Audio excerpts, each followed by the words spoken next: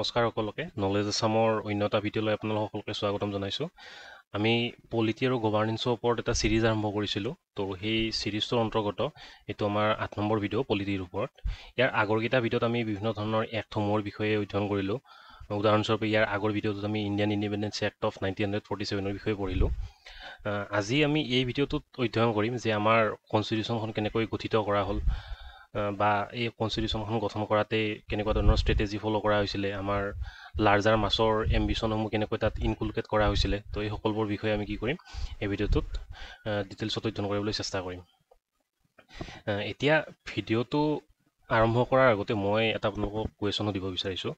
যে ডেম'ক্ৰেচি আৰু ৰিপাব্লিকৰ মাজত আপোনালোকে কি ডিফাৰেঞ্চ থকা বুলি ভাবে। ইয়াৰ এনচাৰটো আপোনালোকে কমেণ্টৰ দ্বাৰা মেনশ্যন কৰিব পাৰে, বা আপোনালোকে চিন্তা কৰিব নালাগে, ইয়াৰ এনচাৰটো মই ভালকৈ আপোনালোকক বুজাই দিবলৈ চেষ্টা কৰিম। প্ৰায় 1936 চনত সেই সময়ৰ এগৰাকী political leader M N Rao, তেওঁক আমাৰ ভাৰতবৰ্ষৰ যি কমিউনিষ্ট পাৰ্টি আছিলে সেই কমিউনিষ্ট পাৰ্টিৰ তেওঁক জনক বুলি জনা যায়। তো এই এম এন ৰয়ে কি কৰিছিলে 1936 চনত এখন মানে কনষ্টিটিউশ্যনেল এছেম্বলি গঠন কৰাৰ কাৰণে, যিখনে ইন ফিউচাৰ এখন কনষ্টিটিউশ্যন গঠন কৰিব, তেওঁ এটা ডিমাণ্ড এটা উঠাইছিলে। তাৰ পিছৰ সময়ত অৰ্থাৎ প্ৰায় 1935 চনত জৱাহৰলাল নেহৰুৱে কি কৰিছিলে, তেওঁৰ সেই ডিমাণ্ডটোক ছাপোৰ্ট কৰি কংগ্ৰেছৰ মজিয়াত এই প্ৰস্তাৱটো উঠাইছিলে। প্ৰায় 3 বছৰৰ পিছত অৰ্থাৎ প্ৰায় 1938 চনত কংগ্ৰেছৰ যি এনুৱেল এছেম্বলি হয়, এই এছেম্বলিত কি কৰা হৈছিলে, এখন ৰিজলিউশ্যন পাছ কৰাই এই যিটো কনষ্টিটিউশ্যনেল এছেম্বলিৰ ডিমাণ্ড, সেই ডিমাণ্ডটো তেওঁলোকে ব্ৰিটিছৰ আগত বা গভৰ্ণমেণ্টৰ আগত দাঙি ধৰিছিলে। আমাৰ এই কংগ্ৰেছৰ এই ডিমাণ্ডৰ প্ৰতি সন্মতি জনাই প্ৰায় 1940 চনত সেই সময়ত এখন ব্ৰিটিছ গভৰ্ণমেণ্টে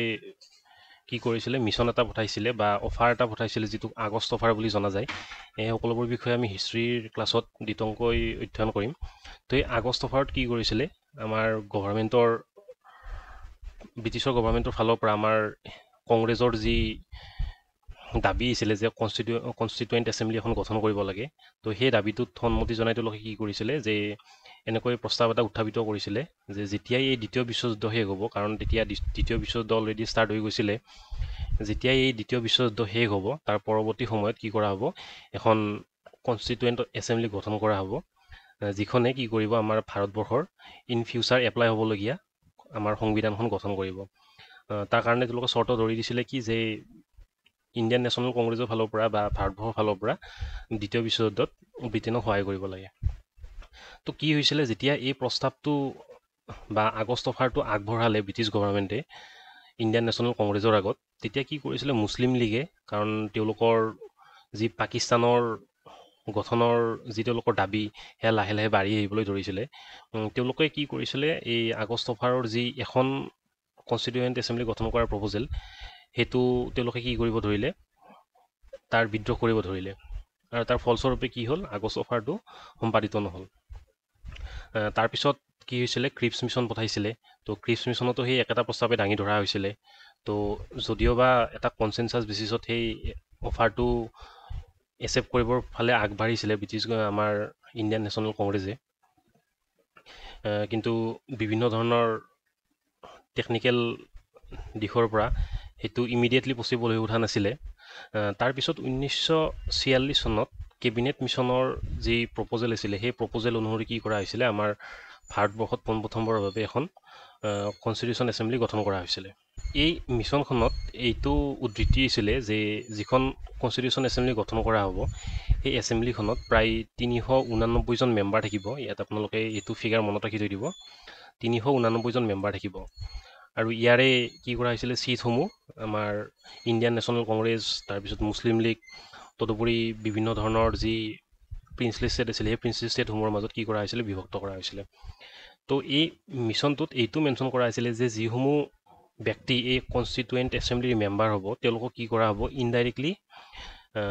তেওঁলোকক ইলেক্ট কৰা হ'ব। ইলেক্ট কেনেকৈ কৰা হ'ব, যে যিসমূহ আমাৰ প্ৰভিন্সিয়েল লেজিছলেটিভ এছেম্বলি আছে, সেই লেজিছলেটিভ এছেম্বলিৰ যিবোৰ ইলেক্টেড মেম্বাৰ, সেই মেম্বাৰসমূহে কি কৰিব, এই কনষ্টিটুৱেণ্ট এছেম্বলিলৈকে তেওঁলোকে মেম্বাৰ চিলেক্ট কৰিব। গতিকে এইটো এটা ইনডাইৰেক্ট ইলেকশ্যনে হয়। তাৰ পৰৱৰ্তী সময়ত যেতিয়া গঠিত হ'ল 1946 চনত, এই ডিচেম্বৰ মাহৰ 13 তাৰিখে আমাৰ জৱাহৰলাল নেহৰুৱে কি কৰিছিলে, এখন অবজেক্টিভ ৰিজলিউশ্যন পাছ কৰাইছিলে। এই ৰিজলিউশ্যনখনৰ মেইন উদ্দেশ্য বা মেইন প্ৰপ'জেল এইটোৱে আছিলে যে আমাৰ ভাৰতবৰ্ষত কেনেকৈ এখন সংবিধান গঠন কৰা হ'ব বা এই সংবিধানখনৰ মূল থিম কি হ'ব বা এই সংবিধানখনৰ ফিলচফি কি হ'ব, এই সকলোবোৰ সামৰি কি কৰা হৈছিলে এখন ৰিজলিউশ্যন পাছ কৰা হৈছিলে। তো সেইখনৰ নাম দিয়া হৈছিল অবজেক্টিভ ৰিজলিউশ্যন। পৰৱৰ্তী সময়ত এইখনে আমাৰ অৰ্থাৎ এই অবজেক্টিভ ৰিজলিউশ্যনখনে আমাৰ সংবিধানৰ যি প্ৰিএম্বুল, সেই প্ৰিএম্বুলৰ বুনিয়াদ ভেটি হিচাপত এষ্টাব্লিছ হৈছিলে। এই ডেটটো আপোনালোকক মনত ৰাখি থৈ দিব, কেতিয়াবা কম্পিটিটিভ এক্সামত আগতে আহিছে বা আহিব পাৰে যে কিমান চনত বা কিমান তাৰিখে এই অবজেক্টিভ ৰিজলিউশ্যনখন পাছ কৰা হৈছিলে। আহিছে 13 ডিচেম্বৰ 1946 চনত। কিন্তু তাৰপিছত আমি আগতে পঢ়িছিলোঁ বা আগৰ ভিডিঅ'টোত পঢ়িছিলোঁ independence act of 1947 pass out হ'ল। তো সেই এক্টখন যেতিয়া পাছ আউট হ'ল, তাৰ পিছৰ সময়ছোৱাত কি হৈছিলে, যিখন আমাৰ কনষ্টিটিউশ্যন এছেম্বলি গঠন কৰা হৈছিলে, সেই এছেম্বলিখনৰ ওপৰত আৰু এটা দায়িত্ব জাপি দিয়া হৈছিলে। সেই দায়িত্বটো এইটো হৈছিলে যে যেতিয়ালৈকে এখন গভাৰ্ণমেণ্ট বা যেনেকুৱা ধৰণৰ মেকানিজিম যিয়ে আমাৰ ভাৰতবৰ্ষত শাসন কাৰ্য চলাব, এই মেকানিজিমটো এষ্টাব্লিছ নহয়, তেতিয়ালৈকে কি হ'ব, এই পাৰ্লিয়ামেণ্টখনে ক্ষমা কৰিব, এই কনষ্টিটিউশ্যন এছেম্বলিখনে কি কৰিব, পাৰ্লিয়ামেণ্ট হিচাপত কাৰ্যনিৰ্বাহ কৰিব। তাৰ পৰৱৰ্তী সময়ত আমি সকলোৱে জানো যে 1949 চনৰ 26 নৱেম্বৰ তাৰিখে কি কৰা হৈছিলে, আমাৰ এই কনষ্টিটিউশ্যনখন এডপ্ট কৰা হৈছিলে। যদিওবা এডপ্ট কৰা হৈছিলে এই 49-ৰ 26 নৱেম্বৰত, তাৰ লগে লগে কি কৰা হৈছিলে, কনষ্টিটিউশ্যনৰ কিছুমান প্ৰভিজনহে লাগু হৈছিলে, কিন্তু বাকী অৰ্থাৎ মেজৰিটি পৰ্চনখিনি আমাৰ এই তাৰ পিছৰ বছৰত অৰ্থাৎ 1950-ৰ 26 জানুৱাৰী তাৰিখে কি কৰা হৈছিলে, তাৰ মেজৰিটি পৰ্চনখিনি গোটেই ভাৰতবৰ্ষতে এপ্লাই কৰা হৈছিলে বা এনাক্ট হৈছিলে। তো এই কনষ্টিটিউশ্যন এছেম্বলিৰ ৰিলেটেড যিমানখিনি ইম্পৰ্টেণ্ট পইণ্ট আছে, যিখিনিৰ পৰা আমি সাম্ভাৱ্য কুৱেশ্যন এক্সপেক্ট কৰিব পাৰোঁ, সেই সকলোবোৰখিনি আমি ওৱান লাইনাৰ হিচাপত আপোনালোকক প্ৰভাইড কৰিছোঁ এই ভিডিঅ'টোতে। আমি পৰৱৰ্তী সময়ত এইখিনি আপোনালোকক দেখাই দিম। তো ইমান ডিটেইলছত এইখিনি পঢ়াৰ প্ৰয়োজন নাই, যিখিনি মেইন বস্তু আছে সেইখিনি মই আপোনালোকক ইয়াতে কৈয়ে যাম। যেতিয়া আমাৰ এই কনষ্টিটিউশ্যনখন গঠন কৰা হ'ল, সেই কনষ্টিটিউশ্যনখনক বিভিন্ন ধৰণে ক্ৰিটিচাইজ কৰা হৈছিলে। তো তাৰ ক্ৰিটিচিজমৰ মেইন কাৰণকেইটা এনেকুৱা ধৰণৰ হৈছিলে যে আমাৰ কনষ্টিটিউশ্যনখন ড্ৰাফ্ট কৰিছিলে কোনে, কনষ্টিটুৱেণ্ট এছেম্বলিয়ে, কিন্তু সেই কনষ্টিটুৱেণ্ট এছেম্বলিখন এখন কমপ্লিটলি ৰিপ্ৰেজেণ্টেটিভ বডি নাছিলে, অৰ্থাৎ আমাৰ ভাৰতবাসী ৰিপ্ৰেজেণ্টেটিভ বডি নাছিলে। যিসমূহ ক্ৰিটিকে ইয়াক ক্ৰিটিচাইজ কৰিছিলে এইটো পইণ্টৰ ওপৰত বেছ কৰি, তাৰ মেইন কাৰণ এইটোৱে আছিলে যে যিসমূহ আমাৰ মেম্বাৰ আছিলে এই সংবিধান সভাৰ, সেই মেম্বাৰসমূহ কোনো ধৰণৰ ডাইৰেক্ট ইলেকশ্যনৰ দ্বাৰা তেওঁলোকে ইলেক্ট হৈ অহা নাছিলে। তেওঁলোকে যিসমূহ আমাৰ প্ৰভিঞ্চিয়েল লেজিছলেটিভ এছেম্বলি আছে, এই এছেম্বলিসমূহৰ পৰা ইনডাইৰেক্টলি ইলেক্ট হৈ আহিছে, গতিকে তেওঁলোকে প্ৰকৃতাৰ্থত আমাৰ সমগ্ৰ ভাৰতবৰ্ষৰ জনসাধাৰণক ৰিপ্ৰেজেণ্ট নকৰে। তো এইটো হৈছিলে মেইন ক্ৰিটিচিজিম। তাৰোপৰি আন এটা ক্ৰিটিচিজিম আছিলে যে আমাৰ যিখন সংবিধান সভা, এই সংবিধান সভাখন এখন ছ'ভেৰেইন বডি নাছিলে, অৰ্থাৎ যিহেতু এইখন কোনো ধৰণৰ ইলেকশ্যনৰ দ্বাৰা ইলেক্ট হৈ মেম্বাৰসমূহে গঠন কৰা সভা নাছিলে, সেয়েহে ক্ৰিটিক্সে এইটো যুক্তি দৰ্শাইছিলে যে সেই কি বুলি কয়, যিটো কনষ্টিটুৱেণ্ট এছেম্বলি, সেই এছেম্বলিখনক আমি এখন সাৰ্বভৌম বডি হিচাপত একচেপ্ট কৰিব নোৱাৰোঁ। গতিকে তেওঁলোকে যিখন ড্ৰাফ্ট কৰা কনষ্টিটিউশ্যন, তো সেইখনৰ লেজিটিমেচিৰ ওপৰত এটা কুৱেশ্যন থাকি যাব সদায়। তো এইটো ক্ৰিটিক্সৰ দৃষ্টিভংগী আছিলে। তাৰ আন এটা পইণ্ট আছে ক্ৰিটিচিজিমৰ, যে এইখনে huge amount of time consume কৰিছিলে, অৰ্থাৎ এইখন ড্ৰাফ্ট হ'বলৈকে প্ৰায় 2 বছৰ 11 মাহ 18 দিনৰ প্ৰয়োজন হৈছিলে। তো যিটো সমগ্ৰ বিশ্বৰ ইতিহাসত এটা বিৰল ঘটনা যে এখন সাধাৰণ কনষ্টিটিউশ্যন গঠন কৰিবৰ কাৰণে ইমান সময় আৰু ইমান ৰিচৰ্চৰ ৱেষ্ট কৰা হৈছিলে, এইটো ক্ৰিটিকৰ দৃষ্টিভংগী আছিলে। কিন্তু প্ৰকৃতাৰ্থত কথাটো তেনেকুৱা ধৰণৰ নহয়, যে আমাৰ যিসমূহ কনষ্টিটিউশ্যনেল ফাদাৰ আছিলে, তেওঁলোকে কি কৰিছিলে, প্ৰায় 60খন দেশৰ কনষ্টিটিউশ্যন অধ্যয়ন কৰি সেইসমূহক আমাৰ দেশত কেনেকৈ এপ্লাই হোৱাকৈ বা ইউটিলাইজ হোৱাকৈ প্ৰয়োগ কৰিব পাৰি, এই সকলোবোৰ চালি জাৰি চাইহে তেওঁলোকে কি কৰিছিলে, আমাৰ ইয়াতে কনষ্টিটিউশ্যনখনত ইনকুলকেট কৰিছিলে। তাৰোপৰি এই যিখন সংবিধান সভা, এই সংবিধান সভাৰ মেম্বাৰসমূহ কি আছিলে, কংগ্ৰেছ ডমিনেটেড আছিলে, অৰ্থাৎ মেজৰিটি কংগ্ৰেছে আছিলে। গতিকে এই সভাখনৰ লেজিটিমেচিক এটা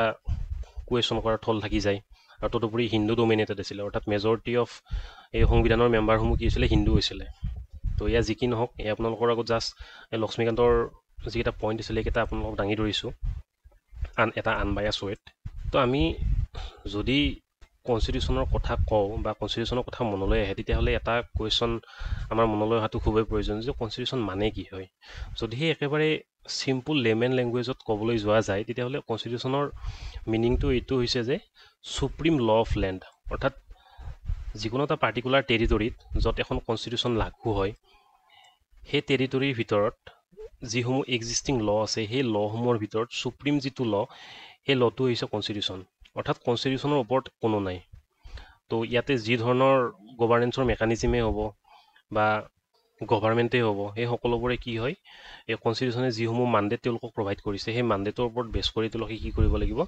তেওঁলোকৰ নিজা নিজা কাৰ্য সম্পাদিত কৰিব লাগিব বিভিন্ন ধৰণৰ পলিটিকেল থিংকাৰে দাঙি ধৰে যে এখন কনষ্টিটিউশ্যনত কেনেকুৱা ধৰণৰ কোৱালিটি থাকিব লাগে তো তাৰ ভিতৰত প্ৰধান হৈছে এই কনষ্টিটিউশ্যন এখন প্ৰিচাইজ হ'ব লাগিব বা ক্লিয়াৰিটি থাকিব লাগিব আৰু ডেফিনিটনেছ থাকিব লাগিব অৰ্থাৎ ইয়াৰ অৰ্থটো এনেকুৱা ধৰণৰ যে ছাপ'জ ধৰি ল'লোঁ এখন দেশ আছে সেই দেশখনত ছাপ'জ আমি ধৰি ল'লোঁ এটা এক্সিকিউটিভ ব্ৰাঞ্চ এটা আছে তাৰপিছত লেজিছলেটিভ ব্ৰাঞ্চ এটা আছে তো এই কনষ্টিটিউশ্যনখনে কি কৰিব লাগিব এই এক্সিকিউটিভ যিটো ব্ৰাঞ্চ থাকিব গভাৰ্ণমেণ্টৰ সেই এক্সিকিউটিভ ব্ৰাঞ্চে কি কাৰ্য সম্পাদিত কৰিব বা লেজিছলেটিভ ব্ৰাঞ্চে কি কাৰ্য সম্পাদিত কৰিব লাগিব তাৰ ক্লিয়াৰিটি থাকিব লাগিব ডেফিনিটনেছ থাকিব লাগিব অৰ্থাৎ এনেকুৱা হ'ব নালাগিব যে এক্সিকিউটিভ ব্ৰাঞ্চ আৰু লেজিছলেটিভ ব্ৰাঞ্চৰ যি কাম থাকে সেই কাম অভাৰলেপ হৈ যায় বা তেওঁলোকৰ মাজতে টাচল হৈ যায় যে এইটো ডিমাণ্ড কৰিছে যে এইটো আমাৰ ডমেইনৰ ভিতৰত পৰে বা এক্সিকিউটিভ ব্ৰাঞ্চে ক্লেইম কৰিছে যে এইটো আমাৰ ব্ৰাঞ্চৰ ভিতৰত পৰে তো তেনেকুৱা ধৰণৰ কোনো ধৰণৰ টাচল থাকিব নালাগিব অৰ্থাৎ ছেপাৰেট ক্লিয়াৰ কাট ডিভিজন থাকিব লাগিব তাৰোপৰি আন এটা পইণ্ট হৈছে চুইটেবিলিটি অৰ্থাৎ এই কনষ্টিটিউশ্যনখন যিহেতু আল্টিমেটলি জনসাধাৰণৰ কাৰণে বনোৱা হৈছে তো এই জনসাধাৰণৰ যিসমূহ এম্বিশ্যন বা এছপিৰেশ্যন সেই এছপিৰেশ্যনসমূহ ফুলফিল কৰিব পৰাকৈ কি হ'ব লাগিব এই কনষ্টিটিউশ্যনখন চুইটেবল হ'ব লাগিব তদুপৰি কনষ্টিটিউশ্যনখনৰ ষ্টেবিলিটি থাকিব লাগিব ষ্টেবিলিটি মানে এনেকুৱা ধৰণৰ যে সময় পাৰ হোৱাৰ লগে লগে কি হ'ল কনষ্টিটিউশ্যনখনৰ কোনো ধৰণৰ এমেণ্ডমেণ্ট নাই হোৱা বা ইভলভ নাই হোৱা তো এটা টাইমত কি হ'ব ই মৃত সমতুল্য হৈ যাব তো ই সদায় ইভলভ হৈ থাকিব লাগিব অৰ্থাৎ সময় সাপেক্ষে বা সময়ৰ ডিমাণ্ড সাপেক্ষে জনসাধাৰণৰ এম্বিশ্যন পূৰ কৰিব পৰাকৈ ইয়াৰ সমৰ্থতা থাকিব লাগিব অৰ্থাৎ সেইখিনি এডাপ্টেবিলিটি ইয়াৰ থাকিব লাগিব তাৰপিছত আমি আহিছোঁ যে ক্লাছিফিকেশ্যনলৈকে এখন সংবিধানক কেনেকুৱা ধৰণে বিভক্ত কৰিব পাৰি বিভিন্ন পইণ্ট অফ ভিউৰ পৰা সংবিধানসমূহক বিভিন্ন ধৰণে বিভক্ত কৰিব পাৰি প্ৰথমটো হৈছে ইভলভ আৰু এনাক্টেড ইভলভ মানে কেনেকুৱা ধৰণৰ অৰ্থাৎ যিবোৰ ইভলভ কনষ্টিটিউশ্যন আছে সেইখন টেৰিটৰী যিখন সুপ্ৰিম কোৰ্ট এই সুপ্ৰিম কোৰ্টে কিবা এটা জাজমেণ্ট দিছে তাৰ পৰৱৰ্তী সময়ত আকৌ কিবা এটা জাজমেণ্ট দিছে তাৰ পৰৱৰ্তী সময়ত আকৌ এটা জাজমেণ্ট দিছে তো এই যেতিয়া এই জাজমেণ্টকেইটা দি গৈছে তাৰ লগে লগে একোটা ল পাছ হৈ গৈছে তো এই ইভলভত কি হয় কোনো ধৰণৰ ৰিটেন কনষ্টিটিউশ্যন নাথাকে যে এইকেইটা গাইডলাইনে গভাৰ্ণমেণ্টে ফ'ল' কৰিব গভাৰ্নেন্সৰ ক্ষেত্ৰত তো তেনেকুৱা ধৰণৰ একো নাথাকে তাত মনাৰ্কেই হওক বা তাৰ যি সুপ্ৰিম অথৰিটি হওক বা জুডিচিয়েৰী সময় সাপেক্ষে কি কৰিব বা পৰিস্থিতি সাপেক্ষে বিভিন্ন ধৰণৰ ৰুল বা ল তেওঁলোকে কি কৰি যাব এষ্টাব্লিছ কৰি যাব আৰু এই সকলোবোৰ কি হৈ থাকিব কনষ্টিটিউশ্যনত সোমাই সোমাই গৈ থাকিব তো সেইটো হৈছে ইভলভ উদাহৰণস্বৰূপে যদি আমি ইউকেৰ যিখন কনষ্টিটিউশ্যন সেইখন লওঁ সেইখনো ইভলভ বুলিও ক'ব পাৰি আৰু এনাক্টেডত কি হয় যে বস্তুখিনি একেলগে কি কৰা যায় কম্পাইল কৰা যায় যে কনষ্টিটিউশ্যন মানে এইখিনি গভাৰ্ণমেণ্টে ইয়াতে গভাৰ্নেন্সৰ কাৰণে এনেকুৱা ধৰণৰ ৰুল বা প্ৰচিডিউৰ ফ'ল' কৰিব জুডিচিয়েৰী এনেকুৱা ৰুল ফ'ল' কৰিব তো তেনেকুৱা ধৰণৰ ঠিক একেদৰে ৰিটেন আৰু আনৰিটেন কনষ্টিটিউশ্যনৰ প্ৰায় একেই যে ৰিটেন কনষ্টিটিউশ্যনত কি কৰা হয় গভাৰ্ণমেণ্টৰ ব্ৰাঞ্চসমূহে বা গভাৰ্ণমেণ্টে কেনেকুৱা ধৰণে নিজৰ কাৰ্য সম্পাদিত কৰিব জুডিচিয়েৰী কেনেকৈ কৰিব জনসাধাৰণৰ দায়িত্ব কি ৰাষ্ট্ৰৰ প্ৰতি তো সেই সকলোবোৰ বস্তু কি কৰা হয় কোডিফাই কৰি লোৱা হয় তো তাৰপিছত সেইখন ফ'ল' কৰা হয় ঠিক একেদৰে আনৰিটেনতো সেই ইয়াতে যিটো মই ক'লোঁ ইভলভ ফৰ্ম তো তাৰ নিচিনাই হয় উদাহৰণস্বৰূপে ইউকেত যিখন কনষ্টিটিউশ্যন হয় সেইখন আনৰিটেন হয় অৰ্থাৎ জুডিচিয়েৰীয়ে কিবা ল পাছ কৰিছে সময়ৰ লগে লগে তো এই সকলোবোৰ কি হৈ থাকিব একেলগে কম্পাইল হৈ গৈ থাকিব অৰ্থাৎ কোনো ধৰণৰ পাৰ্টিকুলাৰ কোডিফাই কৰা কনষ্টিটিউশ্যন তাত দেখিবলৈ পোৱা নাযায় তাৰপিছত আহিছে ৰিজিড আৰু ফ্লেক্সিবল ৰিজিড মানে কেনেকুৱা ধৰণৰ যে সময় সাপেক্ষে বা পৰিস্থিতি সাপেক্ষে তাত কোনো ধৰণৰ এমেণ্ডমেণ্ট কৰিব পৰা নাযায় আৰু ফ্লেক্সিবল মানে কেনেকুৱা ধৰণৰ সময় সাপেক্ষে বা জনসাধাৰণৰ এম্বিশ্যন যেতিয়া সলনি হৈ থাকে টাইমৰ লগে লগে তাৰ লগে লগে কি হয় এই কনষ্টিটিউশ্যনখনো ইভলভ হৈ গৈ থাকে তাৰপিছত আমি আহিছোঁ ফেডাৰেল আৰু ইউনাইটেডি ফেডাৰেল কনষ্টিটিউশ্যন মানে কি হয় যিবোৰ আমাৰ ফেডাৰেল ষ্টেট আছে পিয়'ৰ ফেডাৰেল ষ্টেট উদাহৰণস্বৰূপে জাৰ্মানীয়ে হওক তো তাৰ কি হয় কনষ্টিটিউশ্যনবোৰ ফেডাৰেল হয় ফেডাৰেল কনষ্টিটিউশ্যনত কি কৰা হয় সাধাৰণতে চেণ্ট্ৰেলৰ কাৰণে বেলেগ প্ৰভিজন থাকে তাৰপিছত ষ্টেটসমূহৰ কাৰণে বেলেগ ধৰণৰ প্ৰভিজন তো তেনেকুৱা ধৰণৰ আৰু ইউনাইটেডত মানে কি হয় এজ এ হ'ল য'ত মানে চেণ্টাৰক প্ৰাধান্য দিয়া হয় ষ্টেটসমূহৰ তুলনাত তো তাত কনষ্টিটিউশ্যনটো কি কৰা হয় এক কম্পাইল ফৰ্মেটত প্ৰস্তুত কৰা হয় তাৰপিছত আহিছোঁ আমি প্ৰচিডিউৰেল আৰু প্ৰেছপেক্টিভলৈকে ইয়াৰে প্ৰেছপেক্টিভ কনষ্টিটিউশ্যন যিখন থাকে সেইখন সাধাৰণতে কি হয় প্ৰেগমেটিক হয় অৰ্থাৎ সময় সাপেক্ষে এই কনষ্টিটিউশ্যনসমূহ কি হয় মানুহৰ এছপাইৰেশ্যনসমূহ ফুলফিল কৰাৰ কাৰণে ইভলভ হৈ থাকে আৰু প্ৰচিডিউৰেল মানে যে এটা ছেট অফ ল এষ্টাব্লিছ কৰি থৈ দিয়া হৈছে আৰু গভৰ্ণমেণ্টে বা জুডিচিয়াৰী বা লেজিসলেচাৰে কি কৰিব সময় সাপেক্ষে যেতিয়া তেওঁলোকৰ নিজৰ কাৰ্য সম্পাদিত কৰিব এই ছেট অফ ল বা এই যিটো ছেট অফ কণ্ডাক্ট সেইসমূহ তেওঁলোকে কি কৰিব ফ'ল' কৰিব বা যিটো প্ৰচিডিউৰ কনষ্টিটিউশ্যনে এষ্টাব্লিছ কৰি দিছে সেই প্ৰচিডিউৰটো তেওঁলোকে কি কৰিব ফ'ল' কৰিব সেইকাৰণে তাৰ নামটো হৈছে প্ৰচিডিউৰেল তো এতিয়া আপোনালোকৰ আগত কিছুমান পইণ্ট দাঙি ধৰিম ওৱান লাইনাৰ হিচাপত যিকেইটা কম্পিটিটিভ এক্সামৰ পাৰ্চপেক্টিভৰ পৰা বহুত ইম্পৰ্টেণ্ট হয় তো এইকেইটা আপোনালোকে জাষ্ট মনত ৰাখি থৈ দিব যে আমাৰ নেশ্যনেল ফ্লেগখন কেতিয়া এডপ্ট কৰা হৈছিলে 22 জুলাই 1947 তাৰপিছত নেশ্যনেল এন্থেম আৰু নেশ্যনেল ছং কেতিয়া এডপ্ট কৰা হৈছিলে 24 জানুৱাৰী 1950 এতিয়া আপোনালোকক এটা বস্তু জনাব বিচাৰিম যে নেশ্যনেল এন্থেম আৰু নেশ্যনেল ছঙৰ মাজত ডিফাৰেঞ্চ কি যে ইয়াৰ ডিফাৰেঞ্চটো মেইনলি সাধাৰণতে তাৰ ব্যৱহাৰ কেনেকুৱা ক্ষেত্ৰত হয় বা তাৰ কম্পজিশ্যন কেনেকুৱা ধৰণৰ এই সকলোবোৰ ফেক্টৰ কনচিডাৰ কৰি কি কৰা হয় এটা নেশ্যনেল এন্থেম আৰু নেশ্যনেল ছং ছেগ্ৰিগেট কৰা হয় সাধাৰণতে নেশ্যনেল এন্থেম এটাই কি কৰে আমাৰ যিকোনো এখন দেশৰ তাৰ ইতিহাস হওক কালচাৰেল হওক অৰ্থাৎ কালচাৰেল ডাইভাৰ্চিটি হওক এই সকলোবোৰ বস্তু কি কৰি সংমিশ্ৰণ কৰি এটা গীত এটা প্ৰস্তুত কৰে আৰু কিছুমান স্পেচিফিক ইভেণ্টতে কি কৰা হয় এই নেশ্যনেল এন্থেমটো বজোৱা হয় বা গোৱা হয় আৰু ইয়াৰ প্ৰতি সন্মান জনোৱাটো আমাৰ প্ৰত্যেকজন নাগৰিকৰে এটা মৌলিক কৰ্তব্যৰ ভিতৰত পৰে কিন্তু তাৰ তুলনাত নেশ্যনেল ছংটোৱে সাধাৰণতে কি কৰে আমাৰ যিটো পেট্ৰিয়টিজিম বা জাতীয়তাবাদী ভাৱধাৰণা বা আমাৰ ছ'চাইটিৰ যিটো ছলিডেৰিটি সেইটো এক্সপ্ৰেছ কৰে এইটো যিকোনো ইভেণ্টতে বজাব পাৰি তো এইটো এটা ডিফাৰেঞ্চ হয় আৰু আমাৰ ইণ্ডিয়াৰ নেশ্যনেল ছং হয় যিটো বংকিম চন্দ্ৰ চেটাৰ্জী লিখিছিলে বন্দে মাতৰম সেইটো হৈছে যে আমাৰ কনষ্টিটিউশ্যনখন বনাবলৈ কিমান সময় লাগিছিলে কৈছোঁ আপোনালোকক 2 বছৰ 11 মাহ 18 দিন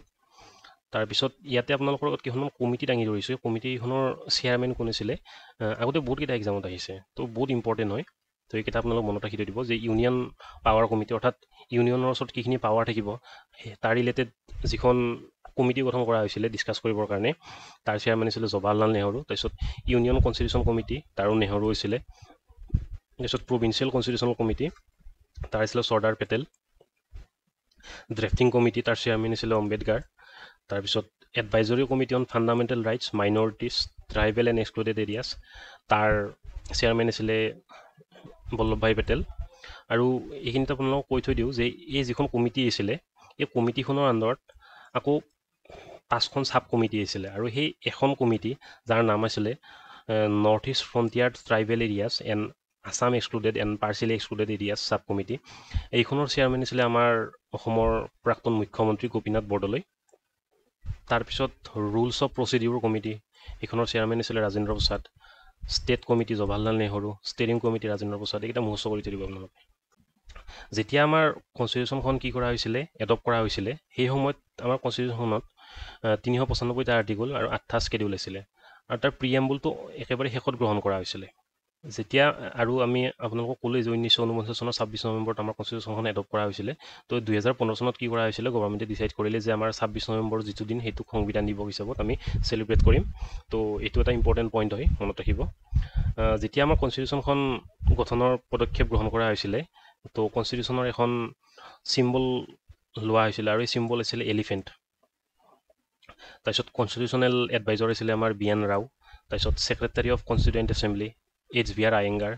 তাৰপিছত chief draftsman of constitution SN Mukherjee calligrapher আছিলে প্ৰেম বেহাৰী নাৰায়ণ তাৰপিছত হিন্দী কেলিগ্ৰাফাৰ আছিলে বচন কৃষ্ণ বৈদ্য মানে যেতিয়া কনষ্টিটিউশ্যনখন আমাৰ এডপ্ট কৰা হৈছিলে তেতিয়া কি কৰা হৈছিলে কেৱল ইংলিছ ভাৰ্জনটো যিটো অৰিজিনেল ভাৰ্জন আছিলে আমাৰ কনষ্টিটিউশ্যনৰ সেইটোহে এডপ্ট কৰা হৈছিলে তাৰ পৰৱৰ্তী সময়ত কি কৰিছিলে 58 এমেণ্ডমেণ্ট এক্টৰ দ্বাৰা কনষ্টিটিউশ্যনৰ কি কৰিছিলে এটা হিন্দী ভাৰ্জন পাব্লিছ কৰা হৈছিলে ইয়াৰে কেলিগ্ৰাফাৰ আৰু এই হিন্দী কেলিগ্ৰাফাৰ এই দুটা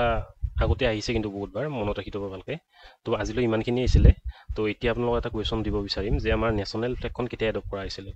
তো অপশ্যনকেইটা হৈছে 15 আগষ্ট 1946 22 জুলাই 1947 8 ছেপ্টেম্বৰ 1861 26 নৱেম্বৰ 1948 আজিলৈ ইমানখিনি আছিলে নেক্সট পৰৱৰ্তী ভিডিঅ'ত আমি আকৌ লগ পাম ধন্যবাদ